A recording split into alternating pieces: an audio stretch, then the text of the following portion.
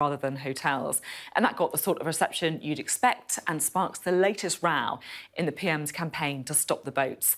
And there were fireworks at Deputy PMQs today with the latest round between Dominic Raab and Angela Rayner. It's always fiery with those two, so plenty to get stuck into as we bring you takes from all sides over the next 60 minutes. Accommodation for migrants should meet their essential living needs and nothing more. Well, that was the Immigration Minister, Robert Jenrick, promising even tougher policies on asylum seekers. And earlier in the Commons, we had the battle of the deputies. The Deputy Prime Minister knows firsthand the misery caused by thugs and their intimidating behaviour, lurking with menace, exploding in fits of rage, creating a culture of fear and maybe even, I don't know, throwing things. Labour's Angela Rayner enjoying causing maximum discomfort to the Deputy Prime Minister, Dominic Raab. That's over the upcoming report into bullying claims against him.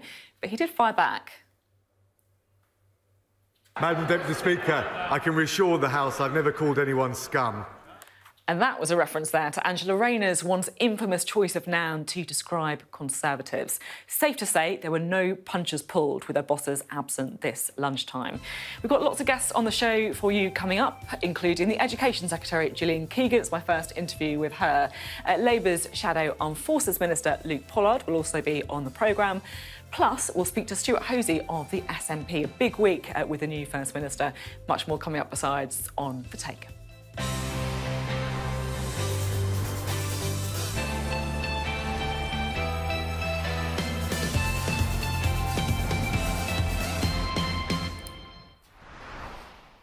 Hello, good evening. It's been a busy week. We've got a new First Minister and SNP leader, Humza Yousaf, a PM in Westminster leaning into the war on small boats despite all the legal wranglings, and a box office deputy PMQs as the party leaders were at the funeral of Betty Boothroyd, the first and only female speaker, personally my favourite ever interviewee. Well, let's crack straight on, shall we? We're going to start with the best bits of the week so far. I will be a First Minister for all of Scotland.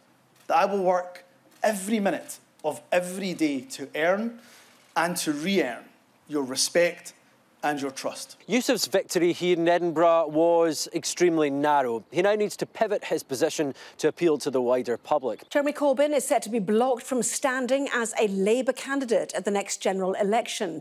Simply ask you if you're thinking of standing as an independent, Mr Corbyn. Thank you very much. I'm going to the demonstration against the immigration bill, and I suggest you report that too. We are reporting it. Well, good. It will take 10 seconds. Come and listen to what I have to say. Can I just ask you for... I look forward to seeing you over there. Thank you very much. I just want to talk to you for 10 seconds about your future as a Labour MP. Thank you very much. Now, the government today confirmed plans to put thousands of asylum seekers in disused military bases. Accommodation for migrants should meet their essential living needs and nothing more. I don't think it's going to solve the problem. I don't think it's going to see people on barges instead of hotels. I don't think it's going to bring the hotel bills down. It's going to add to the cost. Under his new anti-social behaviour, does he think more bullies will be brought to justice? Madam Deputy Speaker, I can reassure the House I've never called anyone scum. King Charles and the Queen Consort have been welcomed to Germany this afternoon. It's the first state visit since the start of the new monarch's reign. Well, there's your usual run-through of the week so far. We can hear now from the government just a little earlier today. I spoke to the Education Secretary Gillian Keegan, and I started by asking about the new approach to housing asylum seekers. So you're announcing plans to try and stop housing migrants in hotels. When do you expect to be able to say that, look, no more people are going to be in these hotels? Well, clearly what we need to do is get enough accommodation, so that's been what the focus has been. And I don't think hotels were ever meant to be long-term, and clearly at a cost of £6 million a day, they're definitely not meant to be long-term. I mean, that's taxpayers' money. So, but we have been trying to, you know, work on getting more accommodation.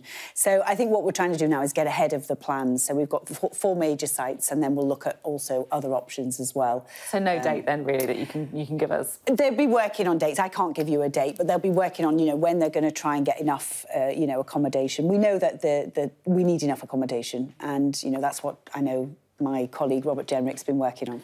Is it really suitable to house families, children even, in disused military sites? Are you comfortable with that? Well, obviously we need to make sure that they are, you know, they're decent, they're clean, you know, and they're decent accommodation. But I think it is, you know, it's a basic offer, but it is an offer that I think is decent enough, as it were. What does decent enough mean? Well, it's got, you know, the facilities that you need. It's clean, you know. It's maybe not luxurious, but it's certainly, you know, safe and decent and clean. Are you expecting legal challenges on this? I don't know, to be honest. I haven't looked at that. I mean, we have lots of legal challenges in this space, but and that's part of the problem has been delaying, you know, some aspects of the longer-term solutions as well, which is the Rwanda solution for those that are coming going there yet. Well, those that are coming here illegally. Obviously, that is the plan. No, I mean, we did win the case in the court, you know, the High Court, but of course it's now on appeal, so we still need to go through those legal challenges. But there have been a number of legal challenges which have held us up. Yes. OK. Now, I just want to talk to you about strikes, because this is what so many of our viewers are going to be really impacted by, whether they've got children at school, of course, seeing the school closures that we've seen due to strike action. Now, you've offered teachers what you're describing as a final offer pay deal. What exactly is it? Well, it's what I've offered. It's a fair and reasonable offer is how I've described it. So what we asked to do is we asked the teachers to pause their strikes, the teachers' union. There's only one teachers' union, actually, the NEU, that are on strike. And we asked them to pause their strikes, actually at the same time as the nurses, and come in and have those talks about, you know, what we could offer. And what we did is we opened up again the 22-23 pay after we'd agreed, you know, the independent pay review body, you know, their recommendations.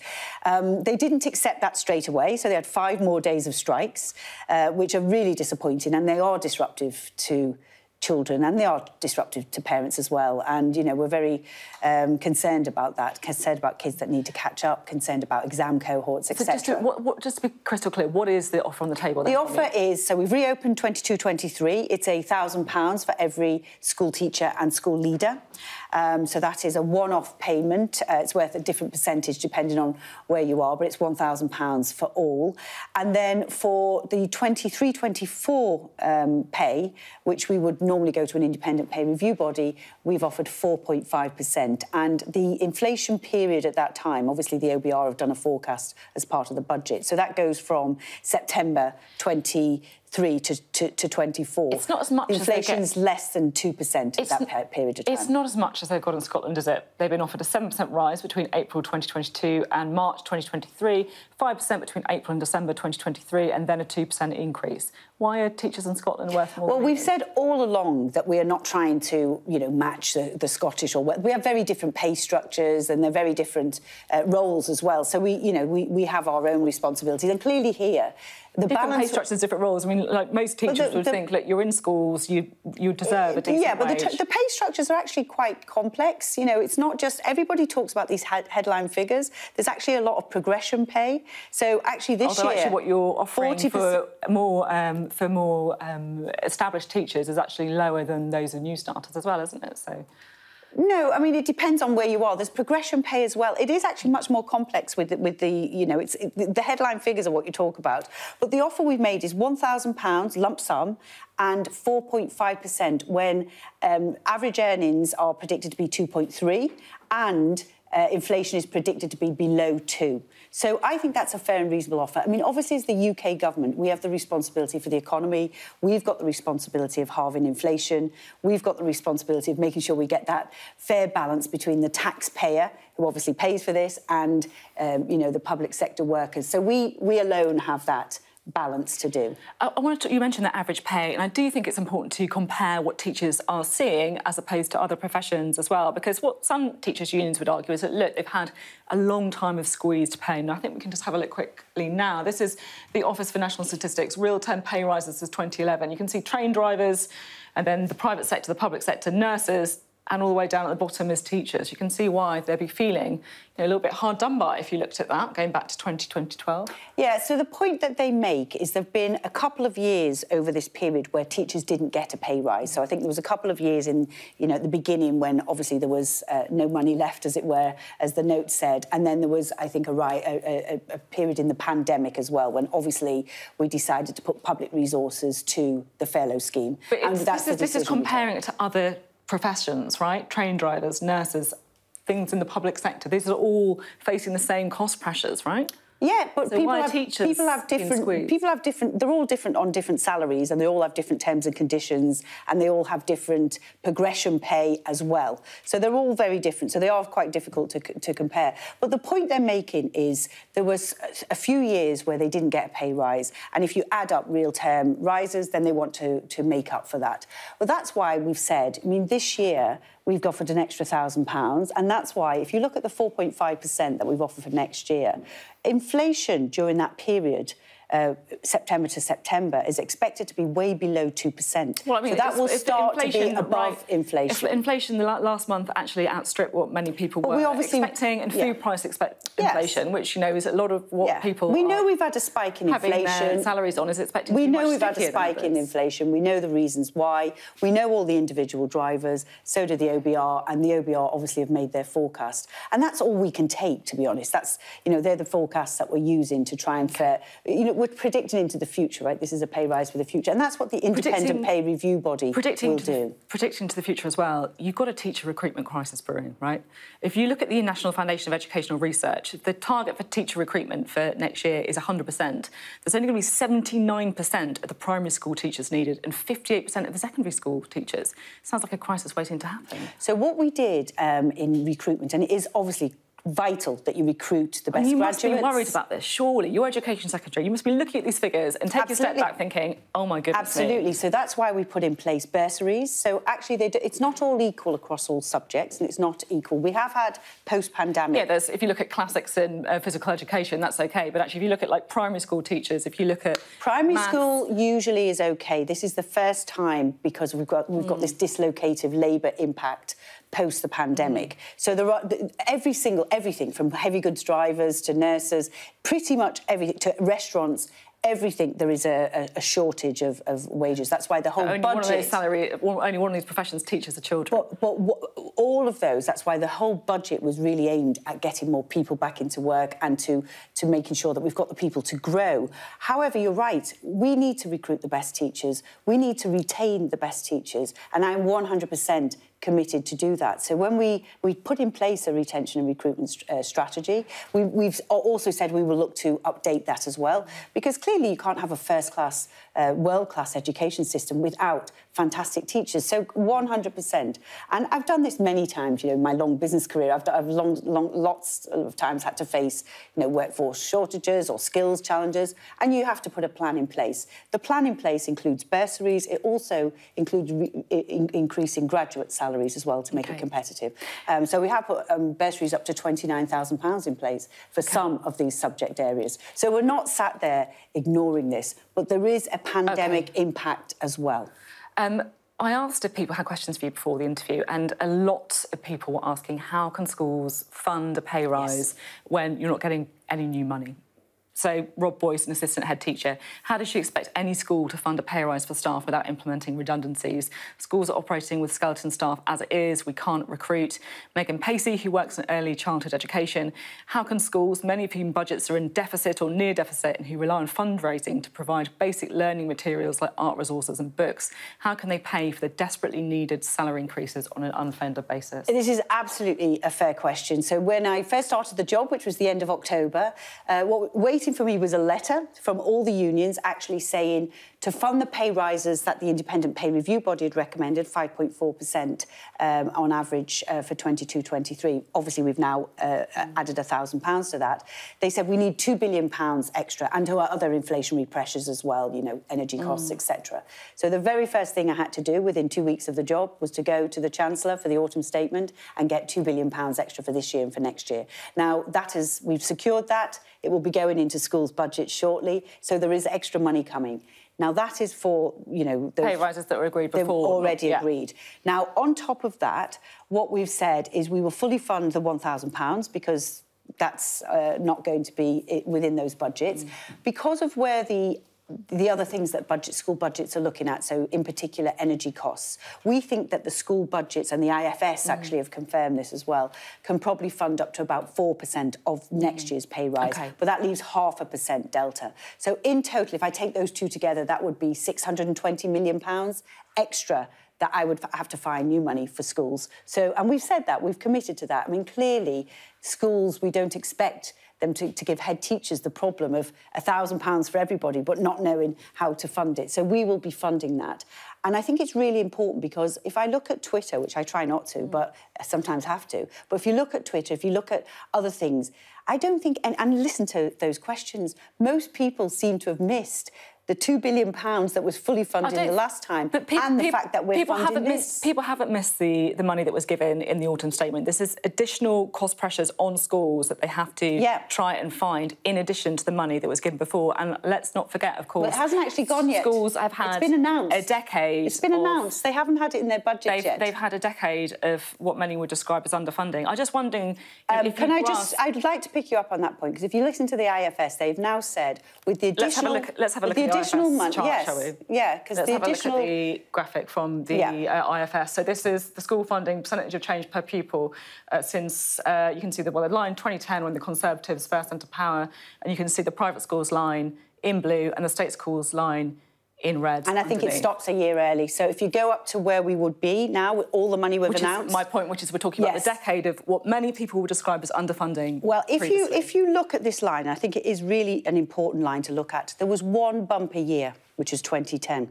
So that year, just as they were leaving office, there was a huge rise in the budget. It wasn't there all the way through. It was a huge rise. And then, of course, they left us with no money, etc. But if you take this now to where we are today, we are now back £58.8 billion, which is the highest we've ever funded schools in history. So it is important to say that, because as of this next year, that extra £2 billion, when it's added to the budget, that's where we'll be. And it is important, by the way. You've got answers to all of the questions. You've got lots of stats to throw. You're saying that these can't be compared. This is be quibbled over. Do you get how worried parents are right now? Yeah. You know, the teachers are striking, kids are not in school, many of them who've missed time during the pandemic, they're looking at school funding and they're worried. Do you get that? Well, they shouldn't worry about the school funding, because the money extra money... even the parents who are being asked to, fund things like art supplies, like paper, like books. £58.8 billion is a lot of money we're spending on schools, so they shouldn't be worried about that. OK. And the extra money is coming for the budgets, but the most important thing is I want teachers to know, because they'll be having to ballot on this now, they'll be having to vote. The £1,000 and the 4.5%, there will be extra funding to make sure that schools can afford that. And if we don't have this agreement, which, we've done our best, I spent a couple of weekends ago with them, we've, gone till early hours, etc., to try and thrash out as much as we can, then what we will do is we'll go to the independent pay review process. They will come up with something for 23-24, but they won't come up with anything for 22-23. So it is important that they know that, because it is funded, and I do want them to have it. We are out of time. There is so much stuff that I want to talk to you about, not least your own background. You went to a comprehensive school, started an apprenticeship at 16, so hopefully get the opportunity to... And I really care about this, Sophie, and the reason I know all the facts and figures is because I want to be fair. I don't want, I want to know if it's actually, are we funding schools enough? Are kids going to get the best education? And I think we paying teachers enough to make sure that we get enough teachers? And the answers to those questions, of course, people will have very different views on, but thank you very much for being on the programme indeed. Thank you. Thank you, Sophie. Well, a bit later on, we'll get Labour's take on all that. But let's talk first, shall we, to Deputy Political Editor Sam Coates watching that interview. What was your takeaway, Sam? Well, it was a difficult watch, actually. What you're very conscious of is an Education Secretary who sort of flings a whole load of figures at you. But I do wonder whether the figures that she uses are particularly fair comparators. So a large part of the interview with the Education Secretary was about the pay deal for teachers. The government has made one, it's not been accepted by the unions. There is still the prospect of more strikes. And Gillian Keegan was making the argument that next year there will be inflation at about 2 to 3%, according to most of the forecasts. And so the government offer of £1,000 lump sum plus 4.2% as a pay rise for this year is more than adequate. But that's some might think, incredible argument, given that inflation this year is upwards of 10%. So prices will be 10% higher this year and then a further 2% higher the year after. And the answer from the government is 4.2% plus the £1,000 lump sum. And the way that she talks about the argument, I can see perhaps for political opponents, does give some rise. The way that she casually compares teachers to delivery drivers and says, well, you know, there is a shortage in some areas of teaching, but there's a shortage in delivery drivers too. I mean, I just invite viewers to make their own judgment. I think there's also, you know, I found it quite striking when she was saying that parents shouldn't worry about school budgets, that, look, they've been given a lot of money and that they should not worry, they've got nothing to worry about when it comes to school budgets. And again, I just wonder if that really meets with some people's lived experience of what is going on in schools at the minute and the funding pressures that schools are coming under. And I do accept that, look, from the government's perspective, it was the health service and it was schools that was prioritised in that autumn statement, right? In November. But then at the same time, to say there's nothing to worry about in terms of budgets, that does feel like quite a strong statement to make. Yeah, no, I think there's a whole question, an interesting question for spin doctors about tone. There was another section of the interview where Gillian Keegan sort of suggested that you didn't understand very much about the concept of progression pay, where as people move through the ranks, their pay goes up, which I thought was an interesting technique to use. I mean, if it's straightforward, please do explain it to viewers. I'm sure they'll understand. I think more generally, the question is, who did the Education Secretary sound like she was on the side of? It wasn't the unions, but it wasn't particularly the teachers, it wasn't particularly parents either. It's sort of a rather spreadsheet-first Treasury approach, you know, justifying limited resource and perhaps not speaking to what for many parents is an incredibly important priority, which is proper funding of the education system for children so that Britain, their families and Britain can be a better place in the future. And I guess the takeaway from the interview in many ways is that, look, it does seem like the Education Secretary and the unions are pretty far apart right now, which means more strike action, potentially. Sam, thanks for your take. We'll have more from Sam later on the programme. You're watching The Take. We're live in Westminster. Up next, we're going to be talking to Labour's Shadow Armed Forces Minister, Luke Pollard.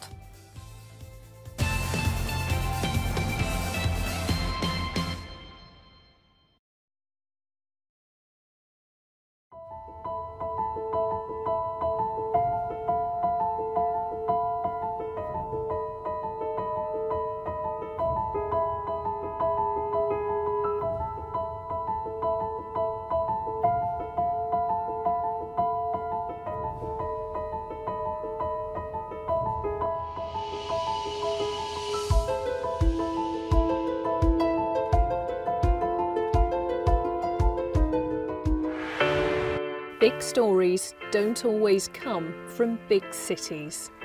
I'm Lisa Dowd and I'm Sky's Midlands correspondent, and this is where I grew up. We can reveal that the driver who hit Harry Dunn is 42-year-old Anne Sakoulas. Just met the president and we never thought we'd get this far. This is what they're up against, that the wind is the really big problem. It is back-breaking work and the smoke is thick. It's been working well. Water levels are dropping, but no one knows what impact further rain will have. What would you do if this place wasn't open? We take you to the heart of the stories that shape our world. It's really scary. We're terrified. In this community, I'm told that everybody knows someone affected by COVID. Hopefully this will be the last wave. I never knew they would make it. It's amazing. Change seems tantalisingly close in this corner of the UK. Wales was the first to introduce the plastic bag charge. This is my patch, my specialism. It's also my home.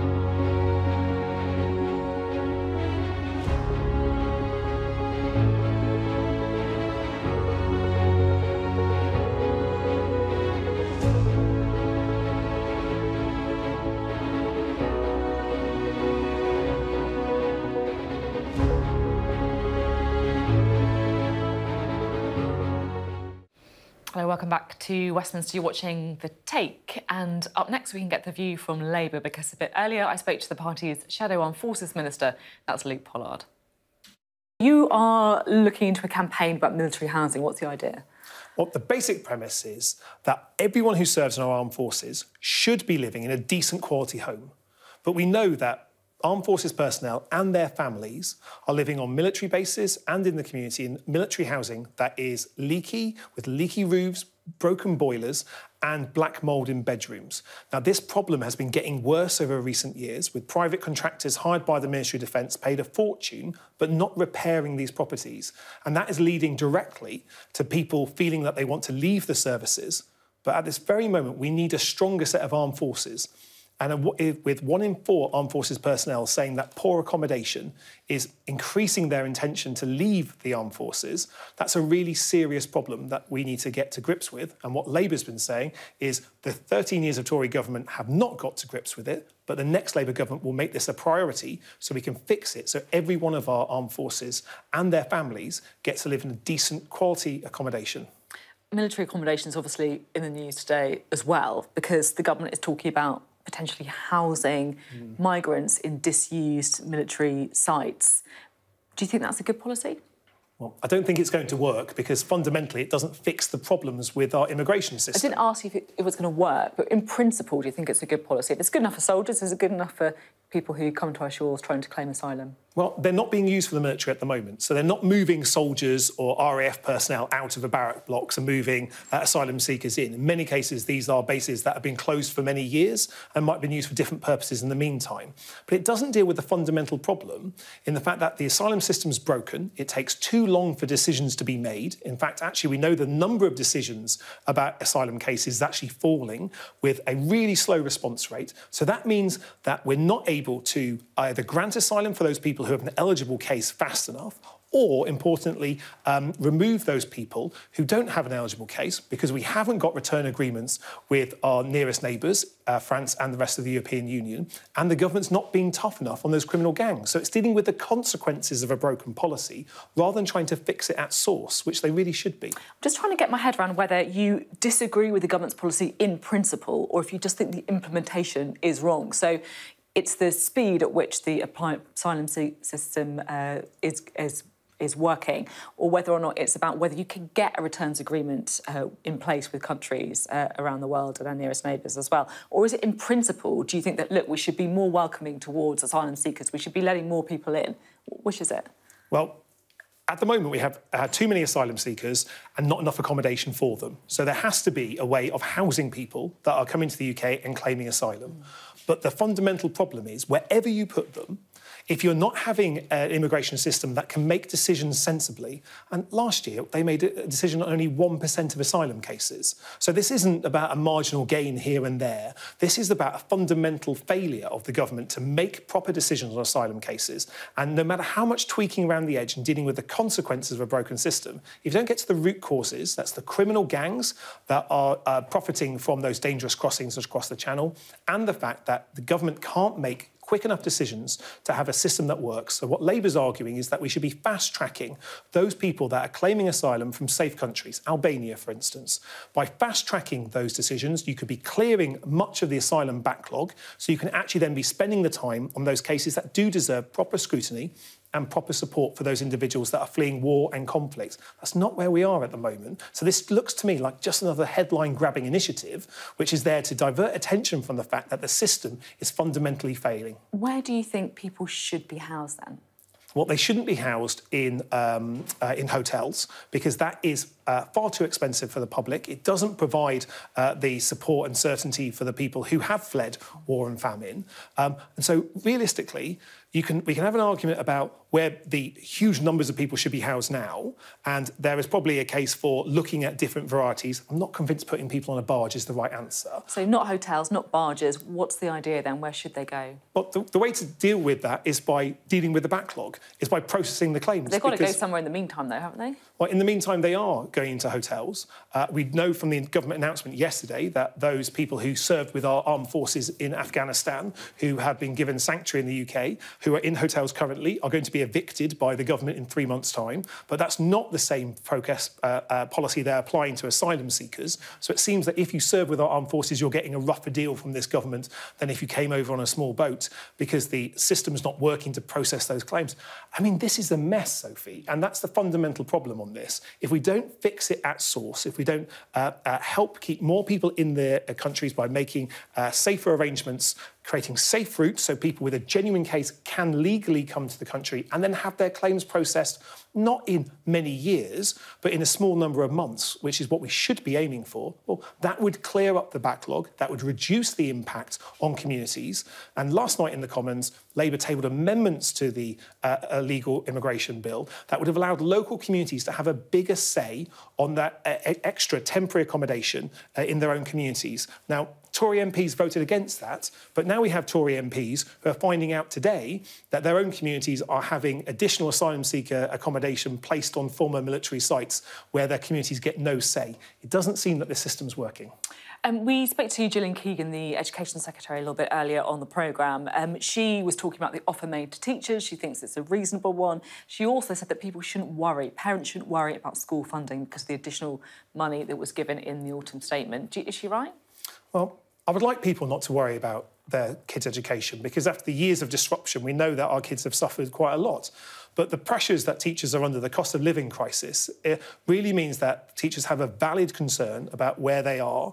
And I think ministers need to sit down much more with them. Well, they have been sitting down with them, haven't they? They haven't really got anywhere, right? But to sit down, there's a simple act of sitting around a table, and there's the act of sitting down and genuinely listening and trying to find a solution. So would Labour offer more money to teachers?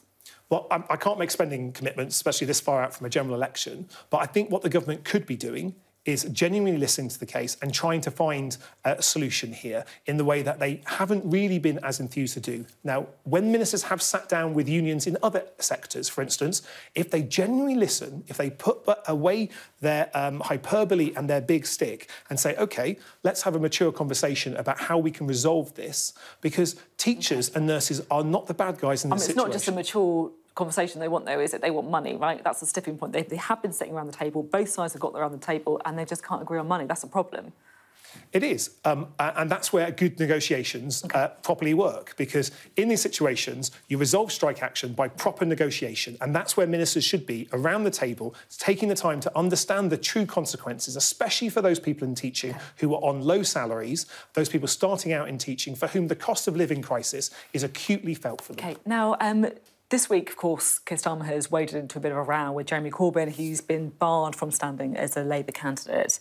I just want to read a quote to you. The attacks on Jeremy Corbyn on the election we just had were terrible, and they came back at us on the doors. They vilified him, and they knew what they were doing, and they knew why they were doing it. Jeremy Corbyn being vilified. I mean, it feels like that could be a quote from John McDonnell or Diane Abbott about Keir Starmer recently, but that was actually Starmer himself at the Labour leadership hustings back in 2020. I guess my question isn't, about rehashing the argument about whether or not Jeremy Corbyn is fit to stand as a Labour MP. My question is about Keir Starmer, because it feels like he's changed his mind on Jeremy Corbyn, despite the fact that everything we knew about Jeremy Corbyn then, we know now. Yeah, I think Keir's made the right decision here, because he's also given Jeremy the opportunity to apologise for his remarks around anti-Semitism that Jeremy chose not to, and a route back into the parliamentary party if he had taken it. Now, Jeremy Corbyn chose not to do that. I don't think Jeremy's the future of the Labour Party. I think we've moved on as a party, and Labour now looks unrecognisable from the party that Jeremy led a few years ago. Do you think Keir Starmer looks unrecognisable as well, then? Because he was obviously around the shadow cabinet table telling everyone that they should vote for him as their next Prime Minister. Well, what's happened since then is we've had the EHRC report that looked at anti-Semitism in the Labour Party, that highlighted the utter failings of our party to deal with anti-Semitism. Keir said on day one of his leadership that that would be the yardstick to assess his leadership against. He would take serious action, and that's what he has done. Jeremy had a choice about how to respond to that, and I'm afraid he chose poorly and chose to continue some of those some of that language that has helped that was designed to downplay anti-Semitism. Well, Anti-Semitism should have no place in the Labour Party and no place in politics in general. And if you can't call out anti-Semitism clearly without qualifying it, then you shouldn't be a Labour MP. And that's what Keir's made very clear to all the parliamentary party, and that's what Labour's National Executive Committee have made clear for anyone wishing to stand as a Labour candidate at the next general election. OK, thank you very much indeed. Thank you. Thank you. Luke Pollard there. Later on in the programme, we'll get a bit more of analysis of Labour. Sam Coates has actually he's asked ChatGPT, the AI, the artificial intelligence programme, what the next Labour Party manifesto is going to look like. So we'll find the answer to that later on the programme. You're watching The Take live in Westminster. Up next, though, we are going to be talking about the new First Minister in Scotland, Humza Yousaf, with the SNP's economy spokesperson here in Westminster.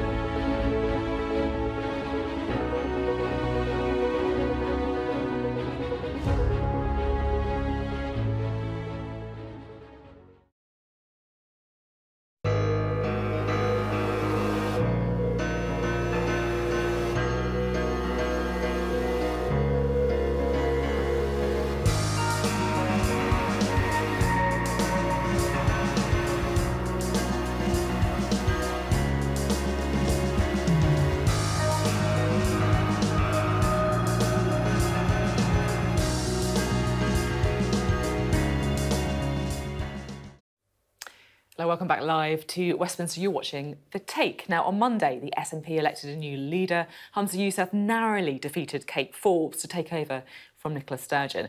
And yesterday, he was voted in as First Minister in the Scottish Parliament. And today, he appointed his cabinet. Well, now I can speak to the SNP's economy spokesperson here in Westminster. That's Stewart Hosie. Good to have you with us. So, Humza Yousaf, new First Minister, new leader of the SNP. No surprise, really, that he got the job, but was it a bit closer than you thought it was going to be? I wasn't quite sure where it was going to be at the end, but, you know, it was pretty close between him and Kate. Second preferences came in, 52-48. That number again. That number again. Both Kate and Ash Regan were very gracious after it was announced, and Humza has got to work very quickly. He's been appointed First Minister. He's appointed the Cabinet today. I've only just seen the list of the minor positions. I haven't committed those to memory yet, but it's actually pretty exciting. Why do you think it's exciting, then? Well, if you look at the Cabinet, you've got an extraordinary mix of really talented, relatively young people. You know, Mary Goujon, Mary McCallan, Jenny Gilruth.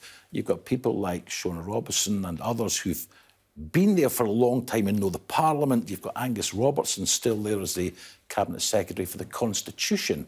There's a man who was the Westminster leader of the SNP down here for years.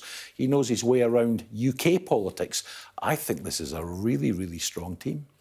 The person whose name you might have expected to be there, who is not there, is Kate Forbes, right? Who ran a very strong campaign. She finished a close second. She was offered the Rural Affairs brief. I mean, that's a bit like constructive dismissal, some might say. No, she was offered the Cabinet Secretary role for Rural Affairs and a bunch of other things. This is a full role in government. She didn't feel like she could accept it, though. She didn't feel like she could accept it. But today, the comments she's made about Humza and about the team who have been appointed have been absolutely first class. I think what I would say is, I know a lot of our political opponents are trying to make mischief with this. And of course, I understand that. I don't think this is quite the story they think they have. Well, just looking at the facts, though, and I accept her gracious statement on Twitter. The facts are, the new First Minister offered his main rival a job that she felt was too junior to accept, and that's why she's decided to go to the backbenchers. That is what happened. Well, I'm not going to second-guess the reasons why she turned that role down, but she was offered a full job in government, quite right too. She has chosen, for her own reasons, not to take it, and she's been extremely gracious today in terms of the way Humza's gone about his business appointing the Cabinet. Do you accept that there is a job at hand to unite the SNP after what was clearly a pretty fractious campaign? Of course there is, and it would be naive to say it wasn't. But let me put it this way. Humza is only the 5th individual to lead the SNP in 40 years. This is the first contested leadership election we've had in 2 decades. And I'll be really honest, I'm not surprised it was a bit spicy, but that contest is now over. Unity is now vital. We'll have a UK election in 18 months. We've an independence campaign to take up through the gears. And, of course, we've a government to run. So I'm pretty confident you will see the unity and the discipline the SNP are famed for returning rather quickly. OK, we'll have to see. We'll have to see, the proof is in the pudding on that one.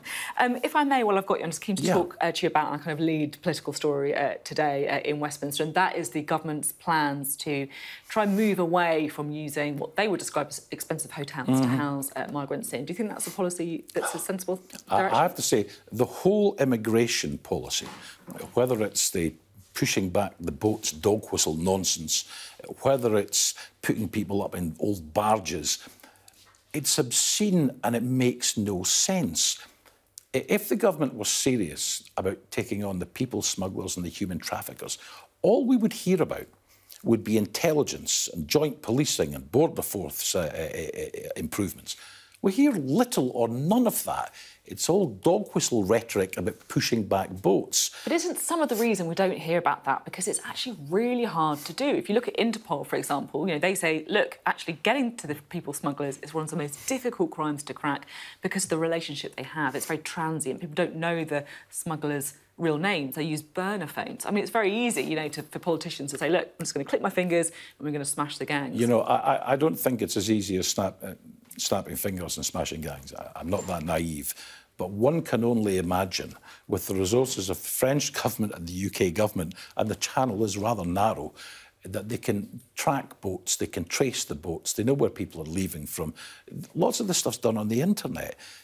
And I think there needs to be an awful lot more effort, if that's the intention, to go for these people directly rather than punishing refugees. And this is the thing that I find most obscene and the SNP find extraordinarily obscene. Refugees and asylum seekers are being demonised. It's not illegal to be a refugee. It's not illegal to be an asylum seeker. It's not illegal to come to the UK to seek asylum. There needs to be a bit more respect, a bit more acknowledgement of international law, that we're a country people want to come to for their safety. Respect that, rather than this demonisation of people who are really desperate. OK, thank you very much indeed. Good to have you on the programme. Well, that was Stewart Hosie of the SNP. A very big week, of course, for his party. And it's been a big week for campaigners as well. Now, when we spoke to Carole Gould, who's a mother of the murdered teenager Ellie Gould, just 3 days ago, that was on Sunday, she was hopeful that the government would significantly increase sentences for those who violently kill women. We now know, thanks to a letter from Dominic Raab, that they're only planning to add around 2 years for aggravating factors like the use of excessive or gratuitous violence beyond that necessary to kill. Well, she joins us now, I'm glad to say.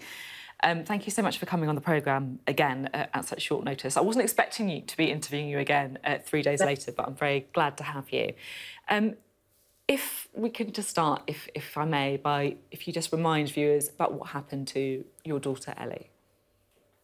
So Ellie was dating a fellow student. She was just 17 years old. It was only a 3-month relationship, but after a couple of months, he became controlling over her and suffocating, and she decided to end the relationship. He then came to our house the following day, and he strangled her, and he stabbed her 13 times in the neck. And then he just walked out of our house as though nothing had happened. It's extraordinary to hear. Yeah, it is shocking, and to this day we still can't quite believe it's happened. So we had some hope after the Claire Wade review that overkill would finally be recognised in the sentencing, because the sentencing the perpetrator got was just 12.5 years. And I was absolutely devastated when on Monday I saw the letter that Dominic Raab had sent to his colleagues, saying that they were considering just an increase of sentencing for 2 years. You know, in one breath they're saying that they acknowledge the horror of overkill and the anguish it causes to families, and in the next breath they're saying, but and then we'll increase sentencing by 2 years. You're named in that letter as well, aren't you? Dominic Raab. It's a letter to MPs. Yeah, names you in the campaigning that you've done. Yeah, and I mean, it's heartbreaking. All the campaigning we've been doing, myself and Julie Debbie, to try and level up this sentencing between domestic homicides and murders that happen in the street. And we were really hoping that, you know, the 10-year difference would be levelled up, but it looks like it's not going to be much more than 2 years. And if I could just talk a little bit about the anguish that you go through as parents. We had to visit Ellie in the morgue, and they had to cover up her neck and her face with bandages and plasters so that we couldn't see the full extent of her injuries. Poppy's parents have a 25-page document detailing her 112 injuries. That's the anguish and the heartbreak that we live with every day, knowing how our beautiful girls were murdered. And, you know, just adding 2 years for that is an absolute insult to us. And I think Minister Arger and Dominic Raab owe it to us to have their meeting face to face, look in our eyes and explain to us how they have come up with just adding 2 years for the horrific nature of these crimes. And I'd be really interested to hear how they have come up with that figure of just two years to add to the sentence. Well, that's something that we can certainly see if it happens or not. If you do get that face-to-face meeting with those ministers, do you feel that you've been, misled perhaps is perhaps too strong a word, but do you think that you've been given assurances or hope that things would have been different?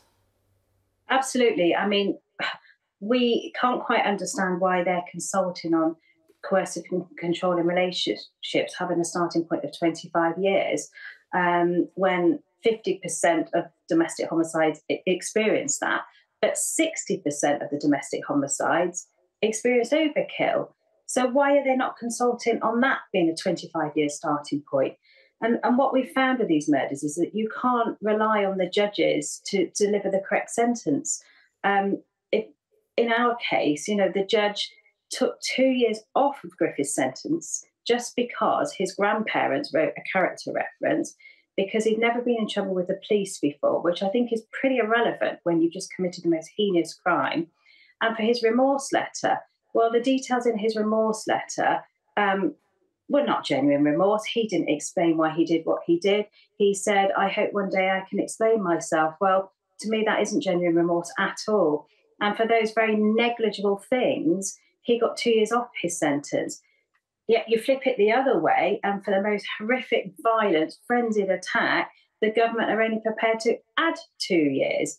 It's all completely wrong. And that's why we were arguing to have it actually written into law, a 25-year starting point for overkill, so that judges can't get it wrong. You talk a bit about the difference between domestic murders and murders on the streets. And I think it's just quite important to talk about a little bit more about what you mean by that. Do you think that there has been, I guess, a prejudice, perhaps a sort of anti-woman bias in the system, where if a murder is committed within the home or within a relationship, it's somehow taken less seriously? Yeah, totally. These murders are not taken with the seriousness they deserve. If you take a knife out in the street and stab somebody once in the park, the starting point for sentencing for that is 25 years. If you obliterate somebody in the home, very violent, frenzied attack, the starting point for sentencing for that is 15 years. And the justification for that is that you can't prove it was premeditated, which quite honestly is nonsense, because the perpetrator doesn't need to bring a weapon to the scene to prove premeditation, because they often live with the victim. They know where the weapon is. And many of these perpetrators use their hands. So you will never prove premeditation if they're using their hands, because your hands are a weapon and they travel with you. It just diminishes the crime. It's insulting to women. It's just so wrong. And we really thought this was a watershed moment with this Claire Wade review. And all the talk of the government about coming down hard on violence against women and girls, well, this is a bit of disappointment, because they're not, are they? So I think we need to get round the table with Minister Argar and have an honest and frank conversation. I have contacted some MPs that I've had dealings with in the past, and the general feeling is that this is wrong. My own MP, James Gray, raised this at oral questions to the Justice Minister yesterday, and I publicly thank him for that.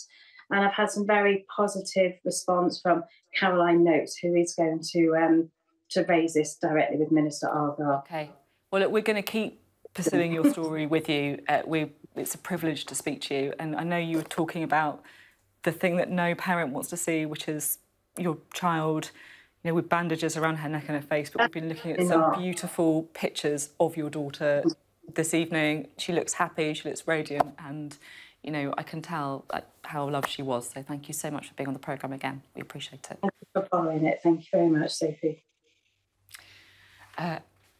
And yeah, I think, well, she certainly is someone who's inspiring me at the minute, and it feels like it's something that we are going to continue to find out the journey of that family and that bill as well. Well, in the meantime, we can talk to Sam Coates and have a bit of a roundup, shall we, with our Deputy Political Editor. It's difficult, of course, to come off the back of an interview like that, where there's so much emotion and so much import. But we were planning on talking a little bit about Labour, weren't we, and where they are at the minute. So they are still somewhere between 15 and 20 points ahead in the poll, so there's no reason for panic, but I am just picking up the slightest amount of concern in some Labour circles. And it's for this reason. When you listen to any frontbencher come on your shows, speak in the Commons, listen to Keir Starmer, there's a very particular approach. What they do is they will respond to a government announcement. They will sidestep the issue of principle and basically say, but of course, this government is incompetent. It doesn't know what it's doing, and its track record is terrible. And whether it's migration or Brexit, it always takes that approach. But that seems to be fighting, as it were, the last war. That worked under Liz Truss. It worked under Boris Johnson. But now Rishi Sunak's been having a good few weeks. Does it work under them?